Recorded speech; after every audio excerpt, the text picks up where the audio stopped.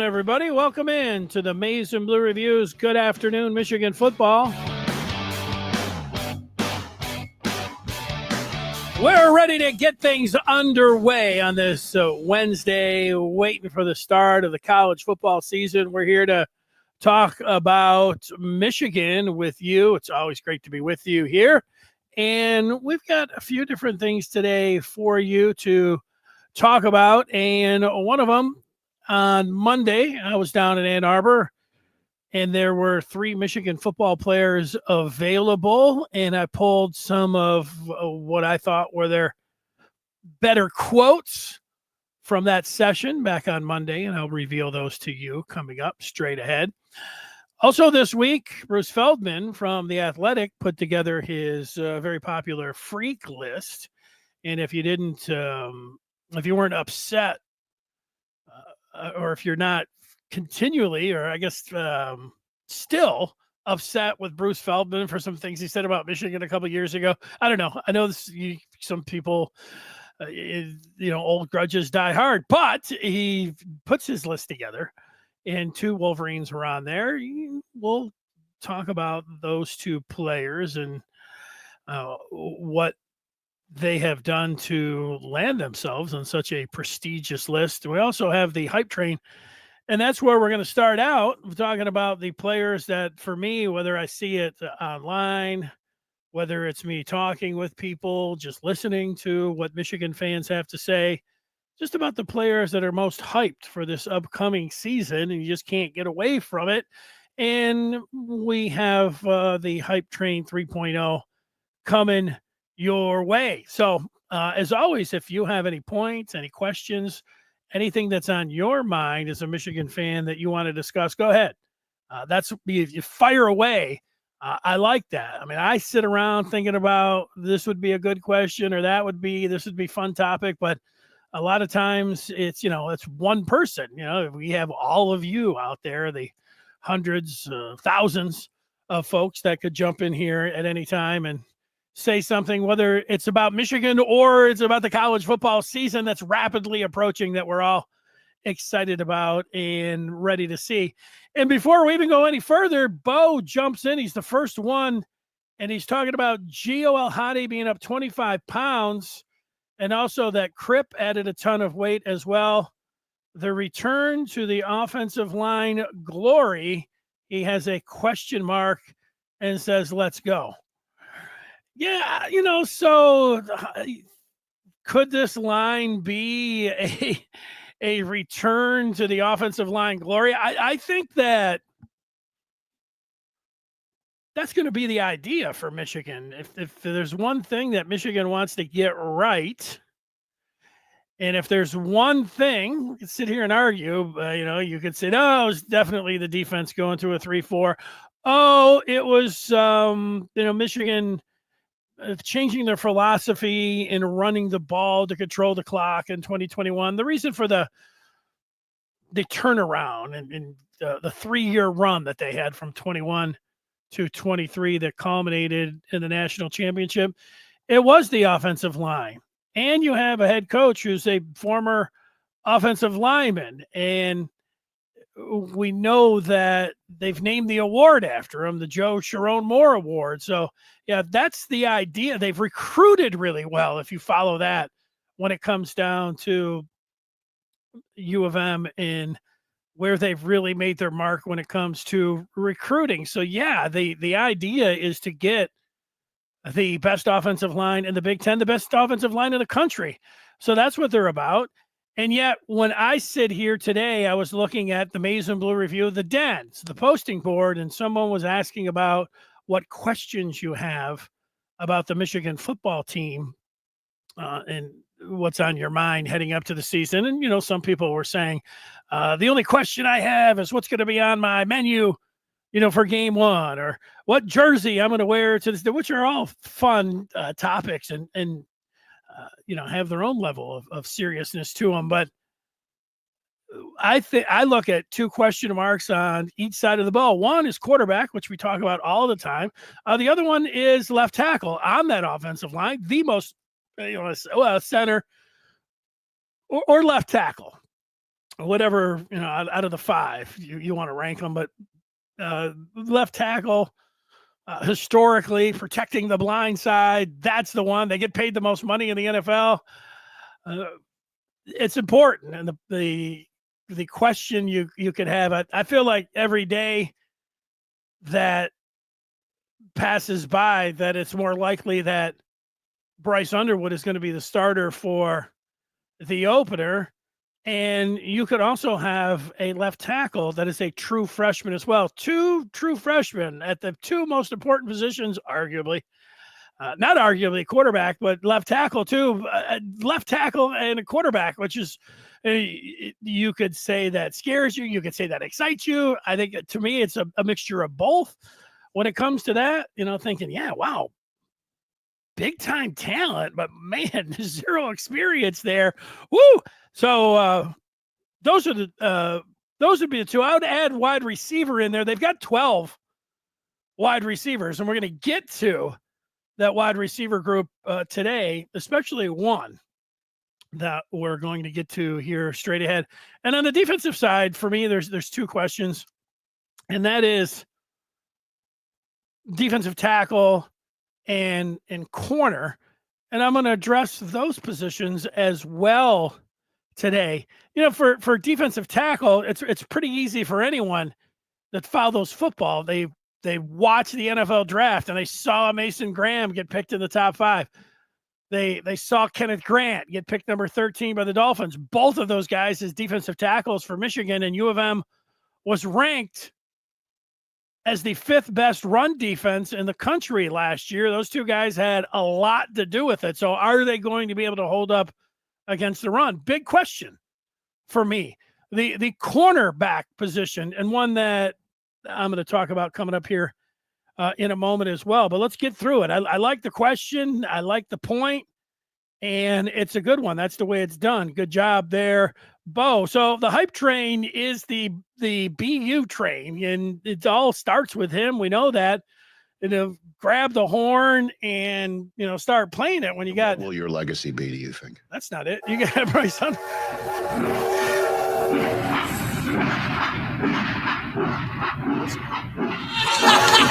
Oh, there he is. So yeah, Underwood has the train chugging down the track as the first player that would go on the hype train. But here's the hype train 3.0. And on Monday, wide receiver Donoven McCulley was brought out to meet the media. And here are the pictures of the 6'4", 6'5" wide receiver who will wear the number 1 jersey this year. He's all smiles and a nice kid. Everything that he had to say you would like if you're a Michigan fan. He's got he wanted to earn that number 1 jersey, and he had a lot of nice things to say about all of his teammates and everything else. But McCulley, if we sit here and you say, who's Michigan's number 1 weapon on offense, you get a lot of votes for Jordan Marshall, but it's one of these things, maybe like when it comes down to voting, sometimes you'll get candidates who will steal each other's votes. You might have that with Justice Hayes and Jordan Marshall. You couldn't pick one. You'd want to pick both, but you can't. So you would just pick one. So you'd say, well, let me go somewhere else.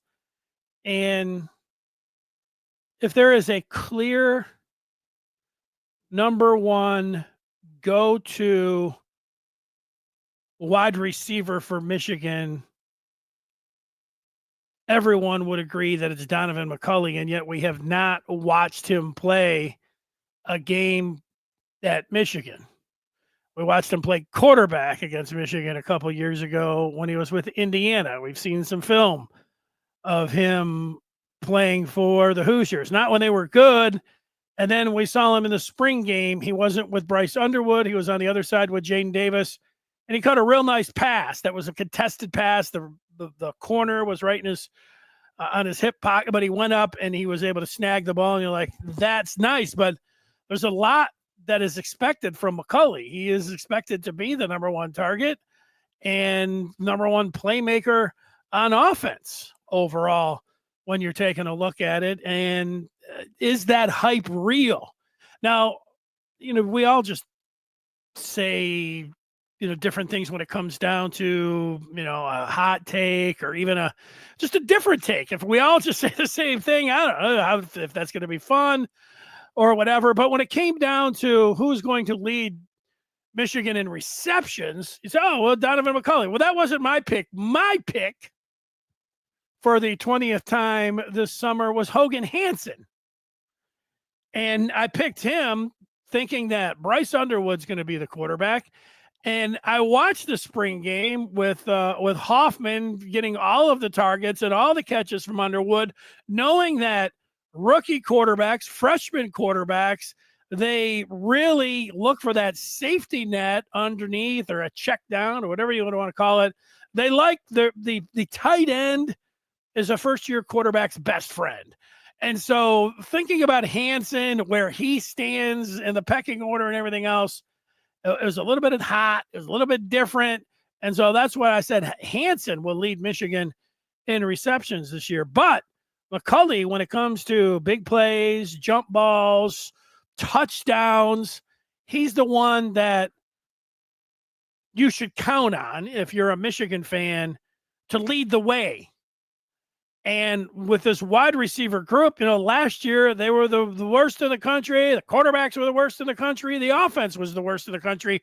A lot of that had to do with the quarterback. Almost all of it had to do with the quarterback. So now those other wide receivers, Michigan fans, you understand they're just down on them. They were out there like, hey, we didn't see anything from them. And so McCulley comes in here. It's interesting. Is he just going to be able to be that guy? TJ Guy said there's no doubt that he has been, I think he called him a guy, one of the guys, that guy, or however he put it, big-time player. And so the expectation, and I will say the hype will be for Mr. McCulley. And we'll put him right there.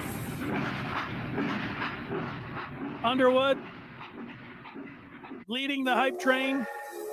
2.0 was Cole Sullivan. Sharon Moore said he's ready to take the college football world by storm. His words, not mine. And then here's McCulley. He's wearing the number 1 jersey. That might be enough for you. See a guy wearing the number 1 jersey. Going to be great. I get that. I see that. But it raises, if you're a Michigan fan, it raises my expectation if a player wants to wear that number 1, because they're spotlighted, they know the history of it, and you supposedly have to earn it, and so all those things. And so McCulley has, and before he has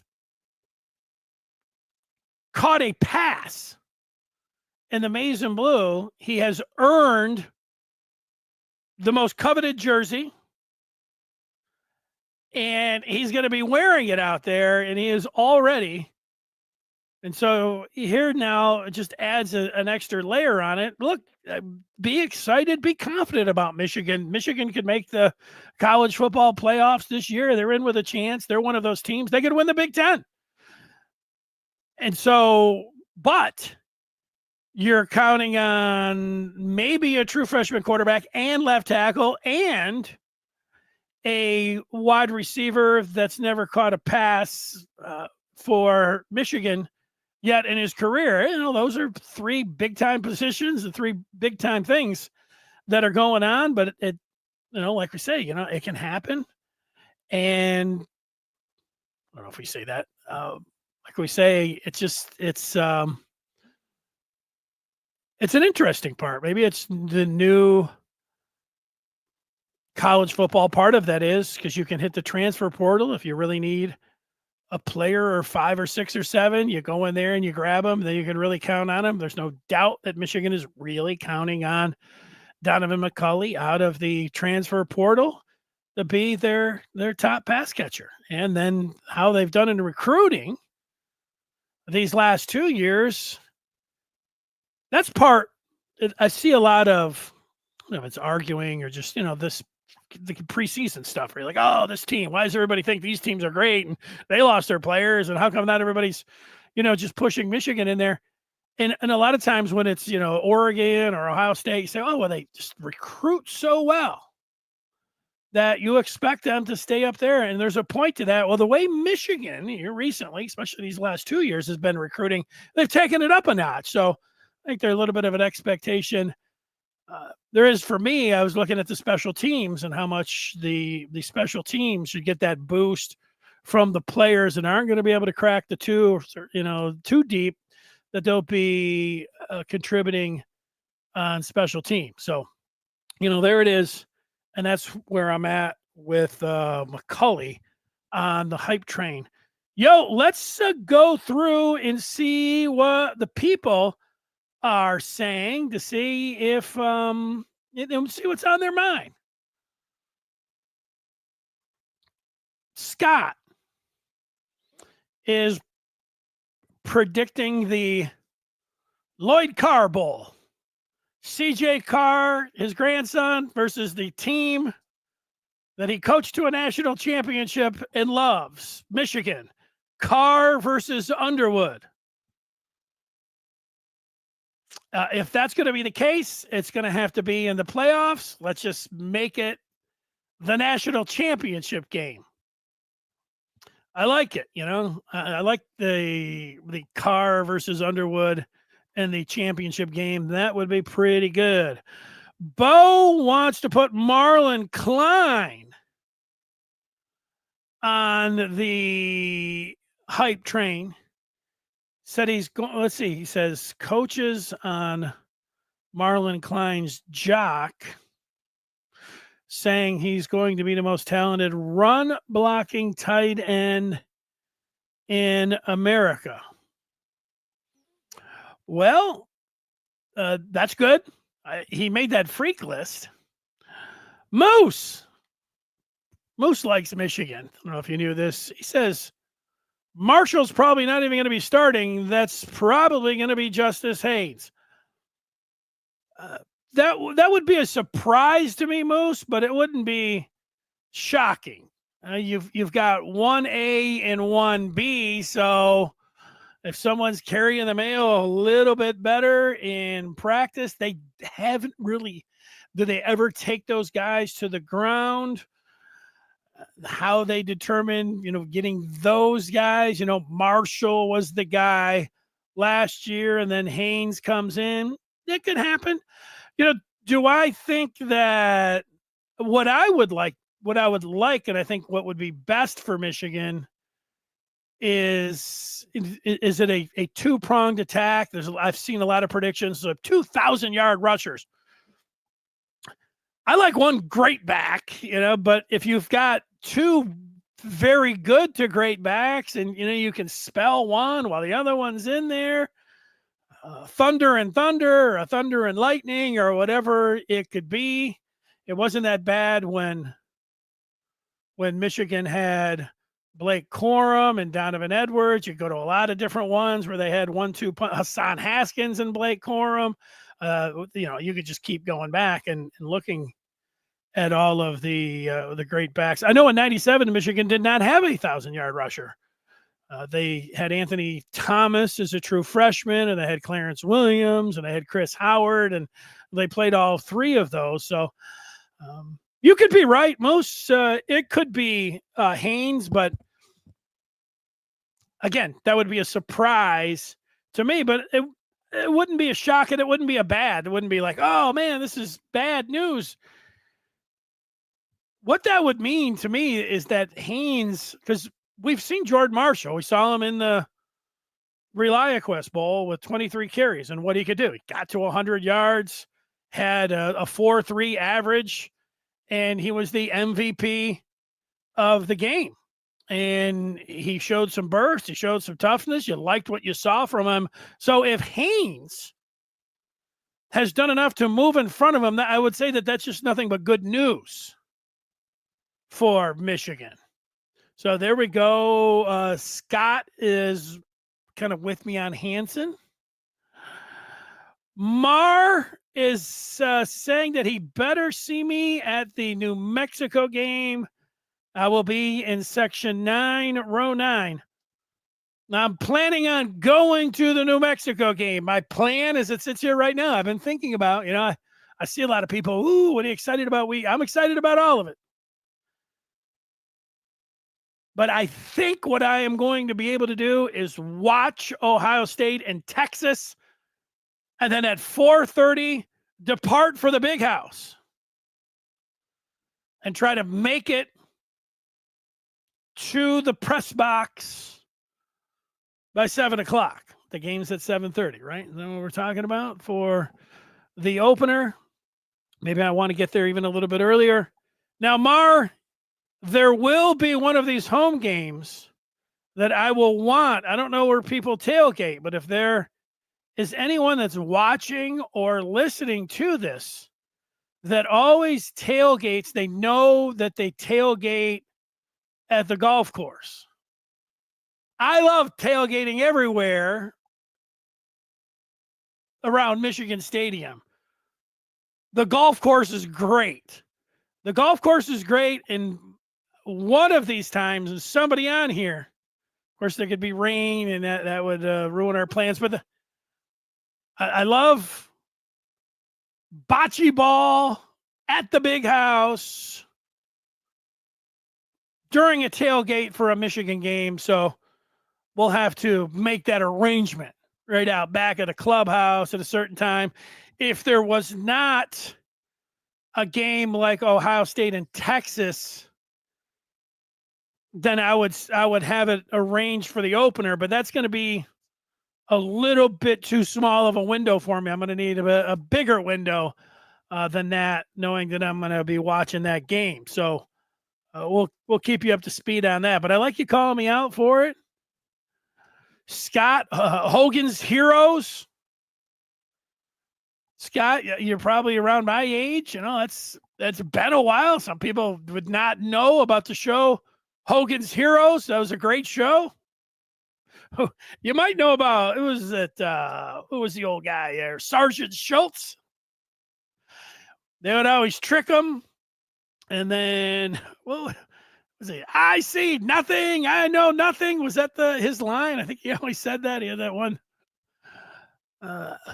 Whatever. Old Sergeant Schultz. Sam saying that McCulley better be good wearing the number 1. Sam's not agreeing with Moose. He says Jordan Marshall. So does Jordan Marshall. Sometimes, Moose stays very close to all of the things that are going on with Michigan. I don't know if he's just calling his shot or if he has heard something. That's the kind of thing that's going to be going on there. Okay, CMU, that could be. Mar, I don't know where you tailgate at. If you have a definite spot, the golf course is a great one. No doubt about that. Scott asking, there is food in the press box. Honestly, I have not been to a Michigan game. I've been to 2 spring games over the last couple of years, including this last one. But the last Michigan game I went to was a night game. And it's been 6 years. It's been, what was that, 2019, Michigan Notre Dame, the game that it rained all day. Great game. I think Haskins had his. I feel like Haskins had a big game at Notre Dame game last time Michigan played Notre Dame. So yeah, there's food up there. There's no doubt. I'm on my new. It's not new. It's an old one, but I am on a condensed eating window. So let's see, 9:30, 2:30, 6:30. There will be some food options there for me. I will be relying on Michigan for one of those. Scott talking about Arch Manning can be the Heisman leader with a win over Ohio State. Well, whoever wins that game will be the number 1 team in the country. And whoever wins that game, if it's Arch Manning, Go ahead, put him in your early Heisman, 12 o'clock window, early Heisman, September Heisman, first week Heisman. Yeah, put Arch there if he plays the game, plays well and wins. And then you could also, on the other side, I could see who would win Jeremiah Smith. You want Jeremiah Smith to win the Heisman? No. But he's a great player. I mean, we all can at least say that, right? John was at that Notre Dame Michigan game. It rained all day and all night. Oh yeah, it was coming down in sheets there. I had the great tailgate with a roof over it, but you got to make your way to the stadium. So at some point you are going to get a little wet. Two more here, and then we'll get to what we have next on the list. We've got some quotes about some Michigan players. Bo says, the not-so-secret sauce to Michigan's success is the running game. Line up Marlon Klein at tight end, Max as fullback, throw Frazier in as a sixth offensive lineman, and give the rock to Marshall. Protect Bryce. Yeah, I think, there was a comment that Sharon Moore made in Vegas. The question was specifically about Blake Frazier and where he fit in. And he talked about, well, he was, competing at tackle, but he did say something about, we could see him we could put a couple of those guys on the end of the line, something like that. Something like 2023, where they would put in a sixth offensive lineman. And that does, if Klein really is that good in run blocking. And then you're talking about, we know that Bredesen, that is his forte at being able to block someone. So you get two tight ends or your fullback there. That sounds pretty good to me. Mark says, no Michigan or OSU player winning the preseason Heisman. If Michigan was going to have a Heisman Trophy candidate, let's say I would go over, my first thought would be Jordan Marshall. My second thought would be Bryce Underwood. My third would be Justice Haynes. But, you got Haynes and Marshall. They're going to be taking each other. So probably Underwood again, Johnny Football won the Heisman, but he was a redshirt freshman, right? So there's never been a true freshman.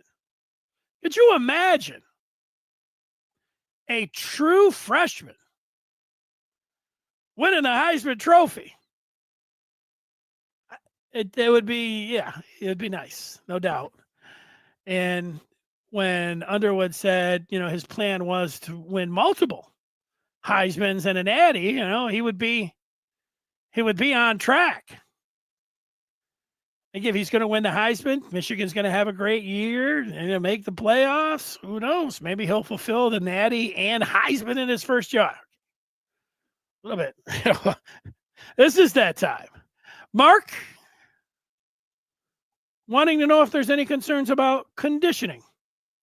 The quarterback room looks like a MASH unit in the second year. Only McCarthy has been spared since Cade was hurt. Yeah, I don't know if any of those injuries with Michigan.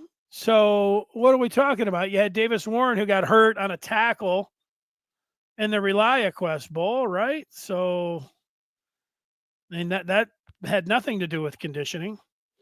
When it was Cade McNamara, he got hurt. He was hurt and then kind of played through it. It was a knee, I think. And then it was that UConn game. He threw one pass and that was kind of it for him. That didn't have anything to do with conditioning. JJ actually got hurt. I mean, you get hurt when you play football. It's amazing that these guys all don't get hurt, really, when you think about how much punishment they take. But Cade got hurt JJ got hurt in that Penn State game. I think that was an ankle that limited him over the next couple games. But, when I just really think about any, top major college football program, Michigan, of course, is in the way that they handle their business with practice and fitness and nutrition and conditioning. I mean, I think they're doing everything that you could possibly do to, perform through a 12-game season and more, and all the different things that you have to go through. So, but it is a game where sometimes you got to be lucky with some things, like a guy rolling up on you or anything else like that. So I don't know. I have zero concerns about Michigan's strength and conditioning program. I think, I don't know Justin Tress or, exactly what but, he was Herbert's understudy. And I think Michigan's right there. And you would hear like, oh, Michigan, if there's one thing that Michigan it does do that we all know it because we have seen it over the last couple of years. Michigan plays more physical and hits more than a team like Ohio State. Ohio State was playing, two-hand touch or whatever, thud or whatever they wanted to call it. They were playing two-hand touch in their spring game, and Michigan was tackling. And so you're playing two-hand touch because you don't want to hurt your guys. And for Michigan, they're tackling because they want to emphasize physicality. Now, look, if you were going to, again, this goes back to if you're going to point to one thing since 2021, and I was going to the offensive line, and you could make a case, that the defense going to a 3-4. But also, if you came in and said, no, it was toughness for Michigan, the physicality of the run game. That's why they ended up ripping off and having the 3 years that they did. And now they want to get back to that after the down year last year at quarterback. I think you could make that argument. Let's go. Scott has Rayshon Benny as the most improved player, Rod Moore as the comeback player. Scott has Jack Tuttle. Now, what about Jack Tuttle? I don't know. Jack Tuttle was a little bit weird because Jack Tuttle missed the spring game with an injury, and then they thought he was coming back, and then he did come back, and then he got hurt again. So, but that's not, I don't know, conditioning. If you knew something that I don't about them, making him throw when he should not have been, whatever the doctors said to him about his arm or whatever else. But yeah, I hear that. Mark says this playoff year, the best surviving quarterback team has a huge advantage. Yeah, you need your quarterback to stay healthy. You look at all the pro teams and you go to any of them and you say, yeah, Kansas City doesn't have Mahomes, any team they're going to be. And then was it last year? No, it was the year before. Florida State was looking pretty good. And then the quarterback got hurt. And then they had, and it was kind of like the program was on such a rise. They're going to make the playoffs. They got all this. Quarterback gets hurt. They're not getting voted. They get voted out for the playoff. All their players leave to the pros. They get blasted in their bowl game. And they have been like on a nosedive after that. They didn't have a backup quarterback. So, yeah, I think anybody that loses their starter, you're in a tough spot. Very tough spot without your starter. It's always a good note. Smash the numbers brings. And today he says it's been 2,073 days since Ohio State beat Michigan. Seems like a long time because it has been a long time. So we've been through the hype train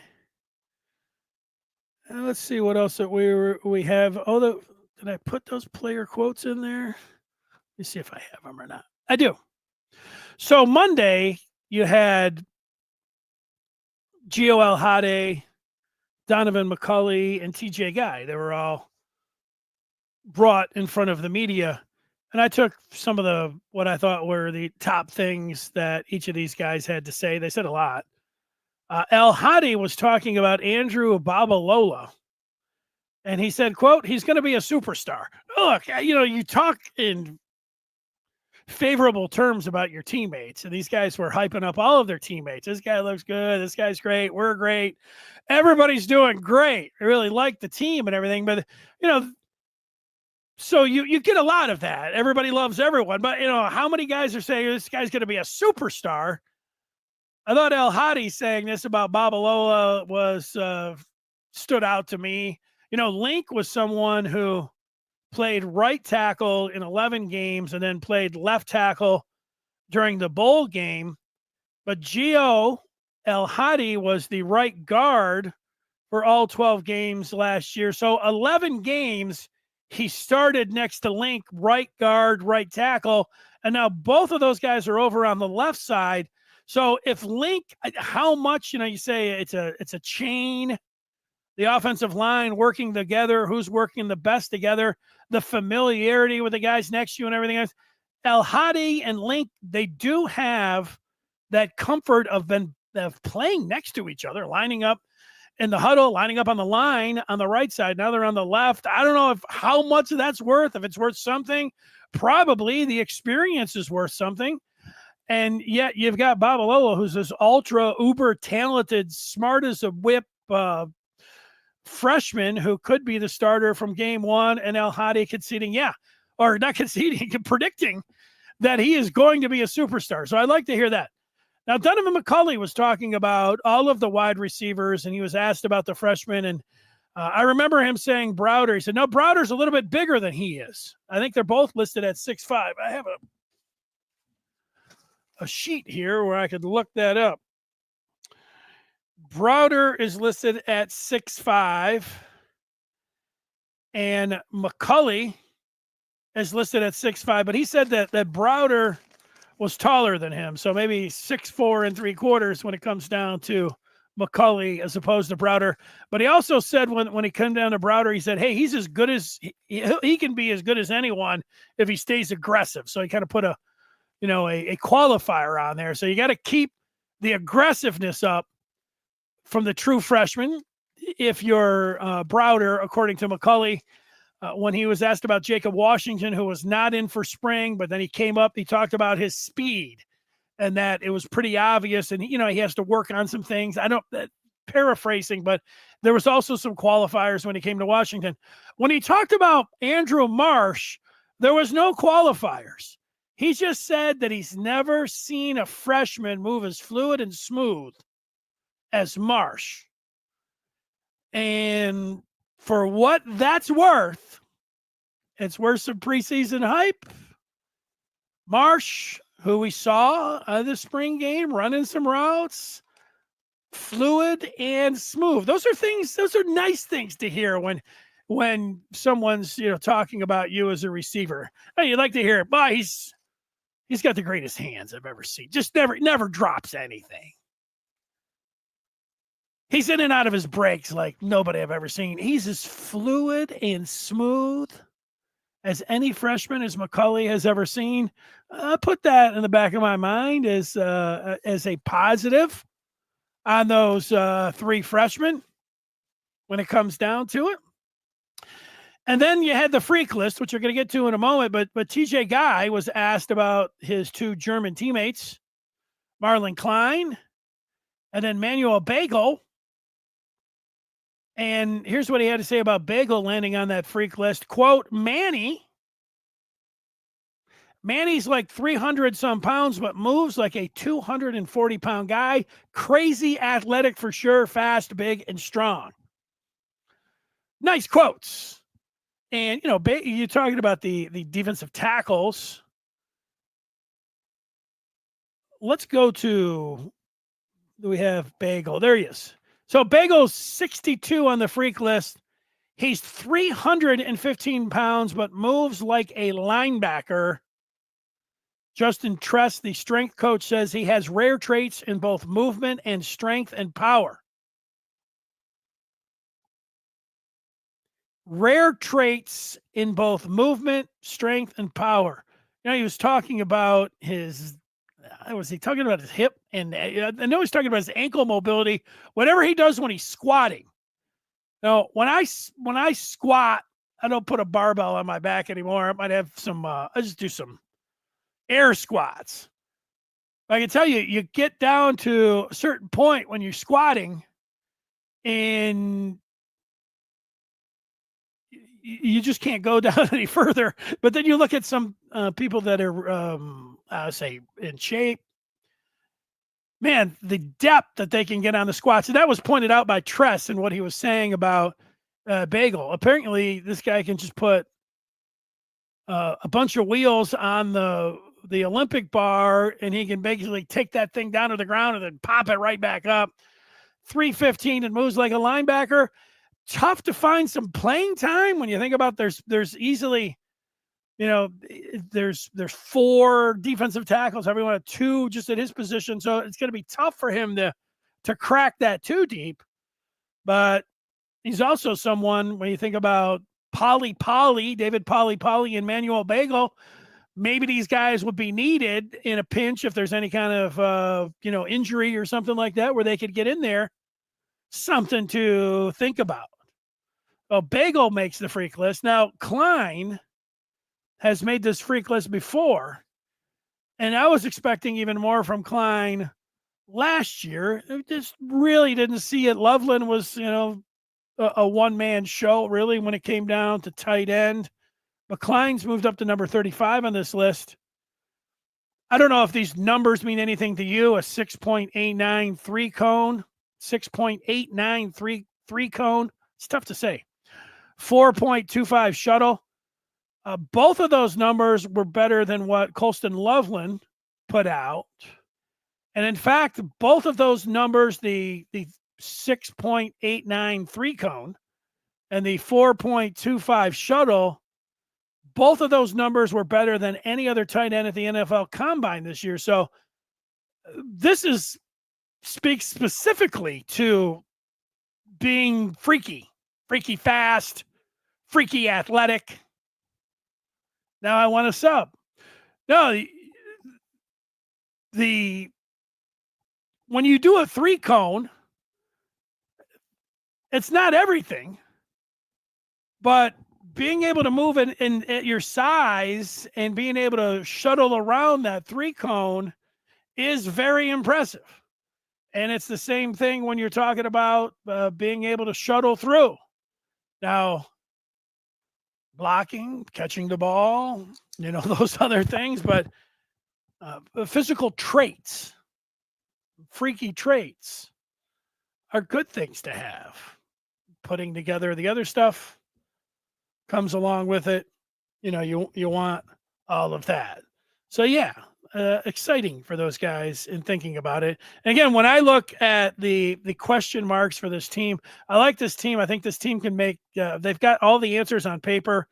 They look like they have a lot of depth. I like what they're saying. I like how they look, all of those things. And the questions on offense, there's 3 of them: quarterback, which we talk about all the time, left tackle, which I talked about earlier, and wide receiver, which we also talked about. They got 12 wide receivers.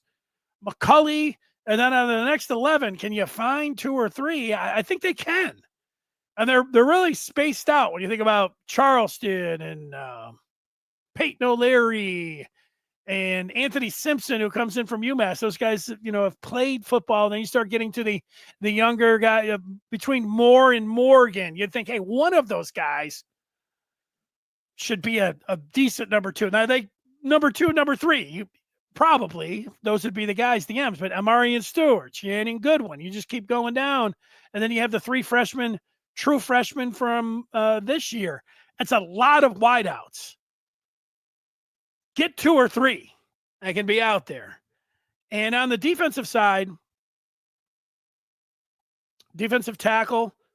Michigan was fifth against the run last year. They've got a lot of depth there, but will they be able to stop the run? To me, that's going to be something that we'll have to see. It'll be a good sign how they do against Oklahoma on the road. And the other one is corner. Now, Zeke Berry feel pretty good at one corner. On the other side, it's Jair Hill. TJ Guy on Monday was asked to identify a player I think that has been a standout or he thinks will be has had the best camp. However, it was phrased, identify a player on each side as a standout. He went to Andrew Sprague, called him big as hell at right tackle, and he mentioned Shug Hill.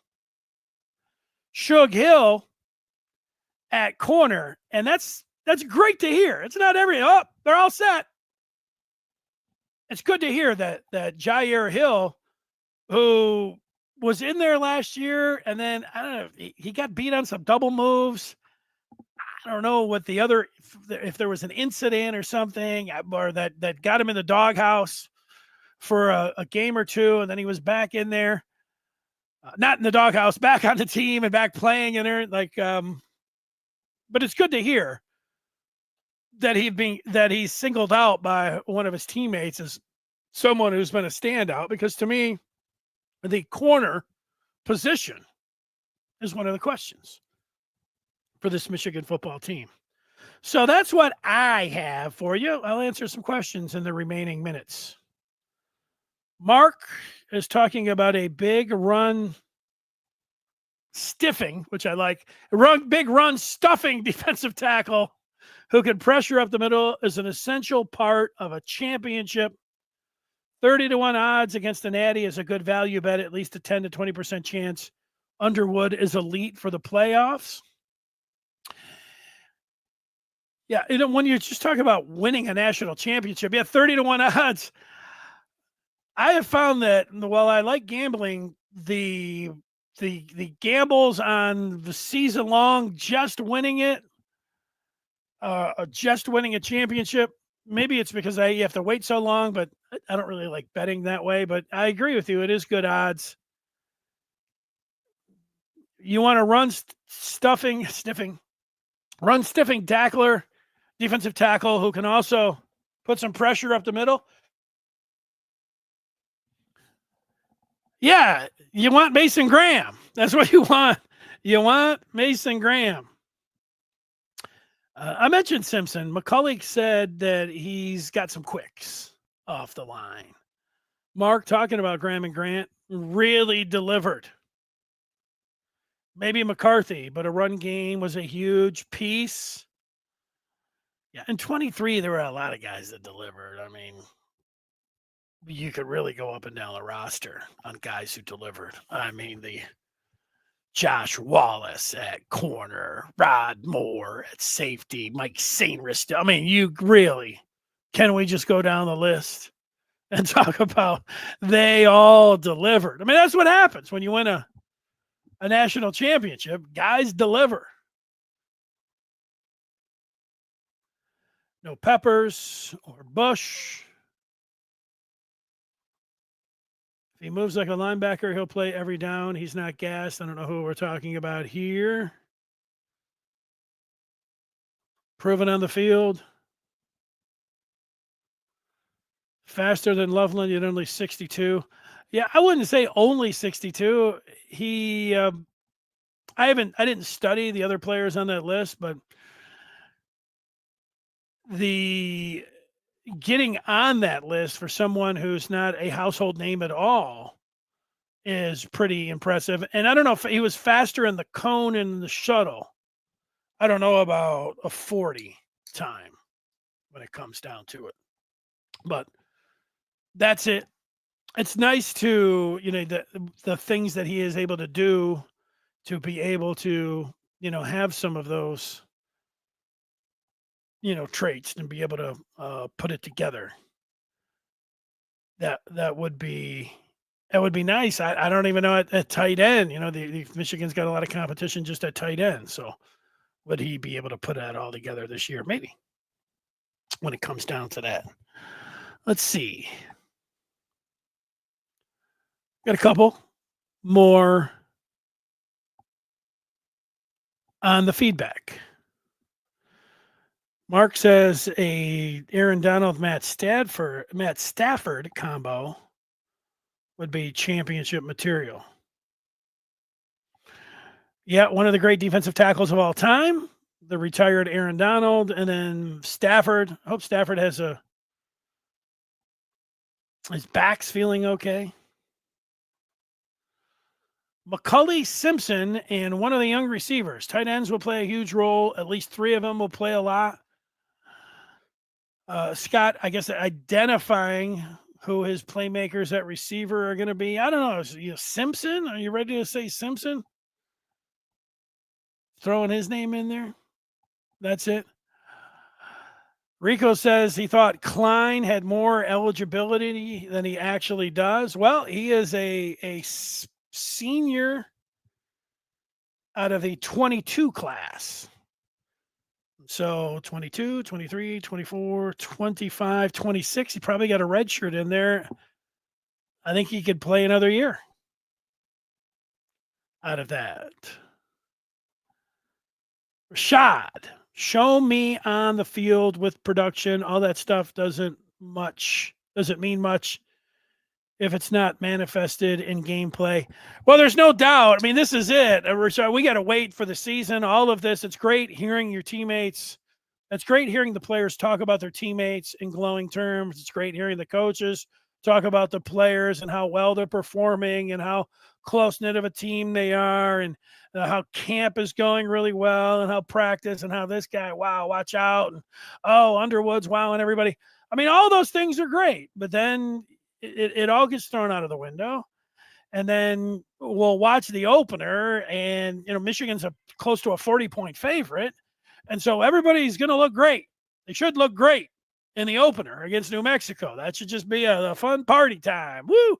45-7, about going to be the score of that game. What's not to like? Well, then we're ready. There's now the Oklahoma. No, Oklahoma might be a little bit over. Whatever. Maybe they're over. But let's find out. That's when we're talking about what does Bryce Underwood, can he really manage the game with everything that's going on the road in Norman at night with everybody and all the things going on? Is he going to be able to handle that? It's going to be great to watch. We're all waiting for that one. But yeah, that's when all of this stuff, freak list, this guy looks good. Oh, I really like, okay. And then we get to see it. We get to see it ourselves. So I'm with you on that, but no, we have to do something between now and then. And that's what we do. I mean, Rashad, you're right. There's some of it. There's some where, and I have been able to do this more and more as the years pass, but you get so excited about teams that you want to know every single thing and everything, what everybody's saying. But I have been able to do this for a long time with baseball. Like, I'll hear people say things about spring training. Hey, who's going to make the 25-man? And I hear them, and I like it. I wouldn't mind going one time. The spring training game sounds a lot of fun, but 25-man roster after a day or two, you're sending guys up, you're bringing guys down. That's not really, to me, all that important. And I just like sitting down and watching the opening day, like I'm talking about the Tigers here in baseball. And then I don't really care about, this guy was a huge story in spring training. Okay, he was a big story.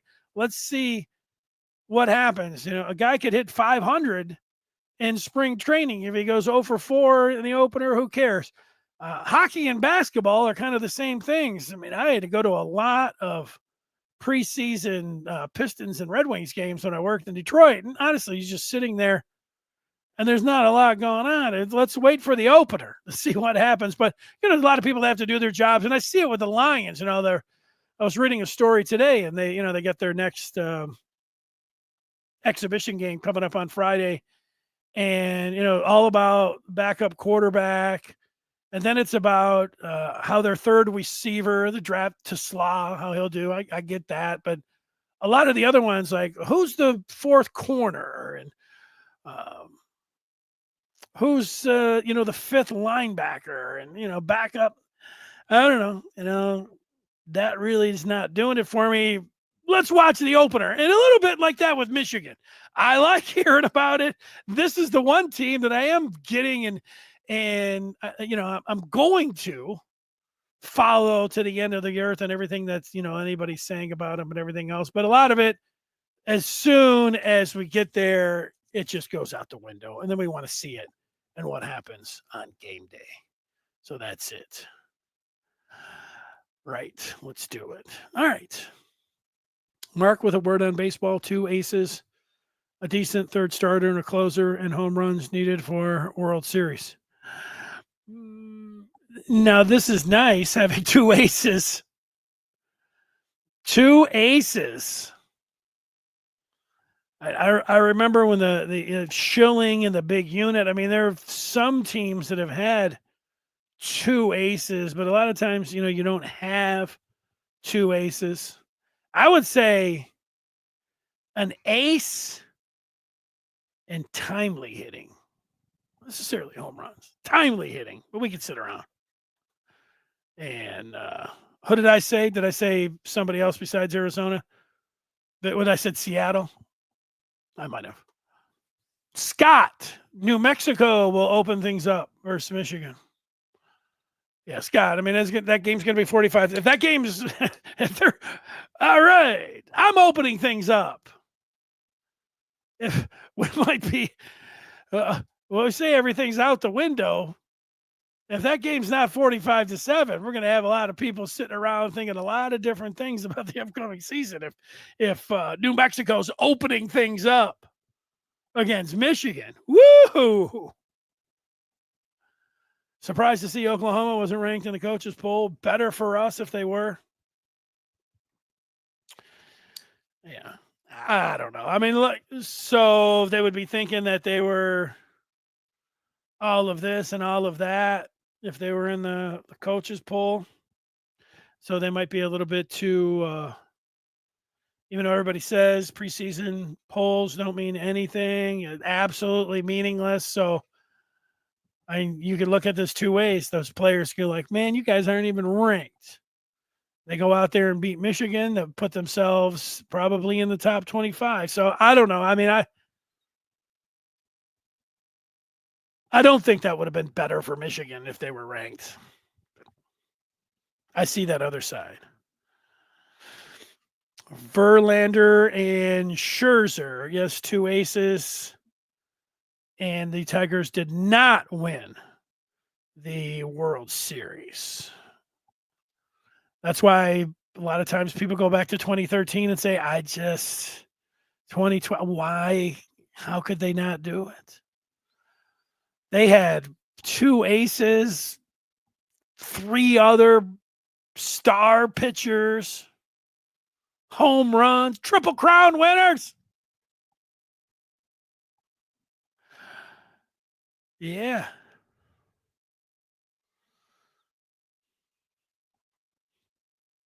I don't know. The Giants, they seem to do it with 1 ace, Baumgartner, and timely hitting.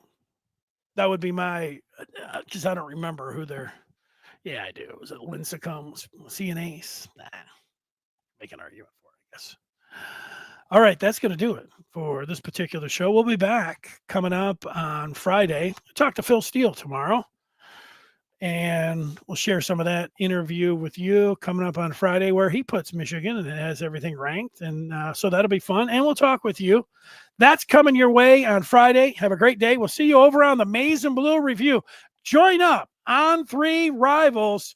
We have a great time over there. It's like what's going on here, except through your keyboard, back and forth all the time. Michigan, hey, what about this? What about that? Let's have you join up. August is one of those great times to join up. And then for, I don't know, the football season, I think speaks for itself, but getting ready, if you're somebody that wants to, you're just excited, you want to sit around and talk with like-minded people, that's where the Maize and Blue Review comes in. $1 for your first week. Get a complimentary year of The Athletic. How about that? Take advantage of these of these deals. Go to on3.com. You join up. It says Amazing Blue Review. It's easy. Get instant access, immediate access today. We'll see you over there. That's going to do it. Thanks so much for watching, and enjoy the rest of your day or whenever you're watching.